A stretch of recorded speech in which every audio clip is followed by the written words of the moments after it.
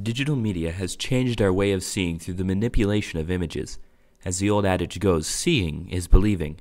However, in a world where technology has evolved to manipulate images of reality, this saying may not be as true as it once was. Image editing technology, specifically Photoshop, has altered our perception of the world by creating an airbrushed and unattainable reality. It has encouraged public distrust of all images and created a culture in which reality is subjective and easily manipulated. Image manipulation is no modern idea. Ever since the invention of photography, there have been changes made to the image produced in order to edit the story that the image tells. Throughout history, there have been many notable images that have been tampered with. As early as the 19th century, just a few decades after the invention of the camera, photos were modified or created to appear in the best interest of those in the pictures. Around 1930, Joseph Stalin made sure that in many of his pictures, his ex-colleagues were airbrushed out of the shot, as can be seen in this example. By doing this, it is as if Stalin was never even seen with the man. Adolf Hitler was also no stranger to this technique. Today, it is called the patch tool and is used to remove anything or anyone from the image without leaving a hole or negative space in the area in which the being used to occupy. In the edited photo on the right, Hitler had Joseph Goebbels removed after a falling out between the two. Erasing members out of the shot was only the beginning of image editing. This image was created after the 1997 terrorist attack at the Temple of Hatshepsut in Luxor, Egypt. What was a puddle of water in the original photo became a stream of blood flowing from the base of the temple. This image was published in the Swiss tabloid Blick. This image shows George W. Bush at a rally, speaking in front of a crowd of soldiers, and the image on the left was used as an ad in his political campaign, in which Bush was removed to highlight the young boy in the forefront holding the American flag and the sea of soldiers in front of him. Bush's figure was removed and the negative space filled by copying and pasting soldiers already in the scene in the lower left-hand corner. This trick was not unearthed until someone discovered multiple sets of one soldier in the image. Here, the boy seemingly faces his future as he surveys the masses of soldiers and waves his flag proudly in the air to create feelings of loyalty and patriotism. But why would images be manipulated like this? What good comes of it? From birth, a child relies on sight to learn about their surroundings, even more so than speech, as speech doesn't come until much later in the developmental process. So, if a child sees an image, they automatically believe the image at face value. This has been internalized in all of us growing up, and so image manipulation really changes how we perceive history. If we were not there to experience what is in a picture, the only way we can logically understand history is to trust in whatever sources are given to us, be it pictures, texts, or artifacts. So, if an image has been altered, most people will not give it a second thought because we are constantly processing such images and labeling them as fact. In order to create our own sense of history, we will now construct a political image of our own. In this example, we take an image of President Barack Obama and combine it with an image of Sarah Palin.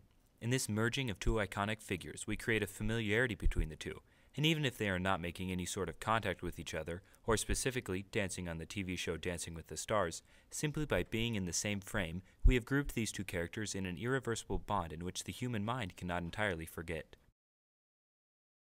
As more examples of edited historical pictures are discovered, there is a growing trend in public distrust of all images.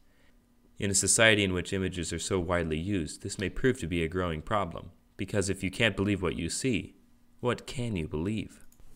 We now fast forward to the present day in which Photoshop is a required tool for every picture published.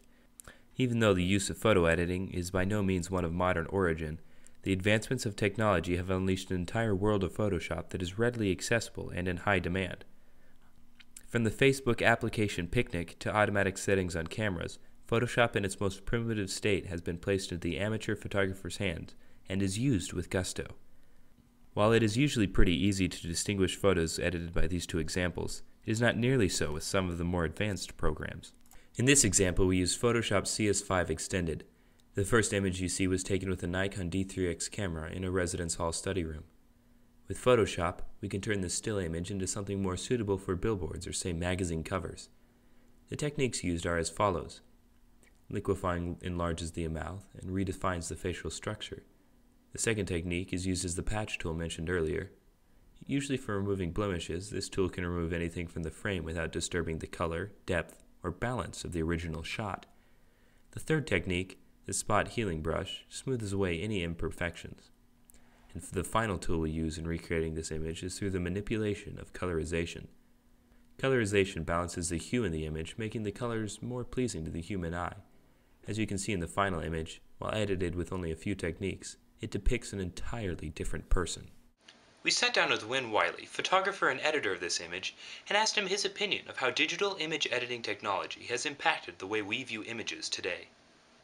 I would say that a large portion of my time is spent in Photoshop and post-processing to get the images where I would like them. Not only is it a huge part of my business, but it's really important in today's society, and by a lot of people's standards, it's almost required. Why do you think it's such a prevalent part of our society today? Well, because I think our image of beauty is so manipulated in Photoshop that we just can't get away from it. And is this something that's just been recurring over time? I think it's been building up over the past few years with the availability to Photoshop in people's hands all over the world in a way. And so it's almost just like, why wouldn't you use it? The idea of perfecting one's self-image is employed heavily today in advertising and marketing. In order to sell a product, advertising companies target our perceptions of ourselves and use airbrushed models in their campaigns to tug at one of our innermost desires: perfection. Perhaps it was this obsession with perfection that has propelled Photoshop to the forefront of image editing technology.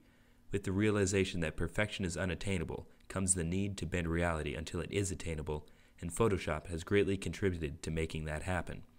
With the use of Photoshop manipulating one of the most popular forms of communication, images, we now live in a world in which it has become more and more difficult to find truth in what we see. Pictures now reflect the agendas of those in control, be it Joseph Stalin or a modeling agency. We can no longer take an image at face value because seeing is no longer believing.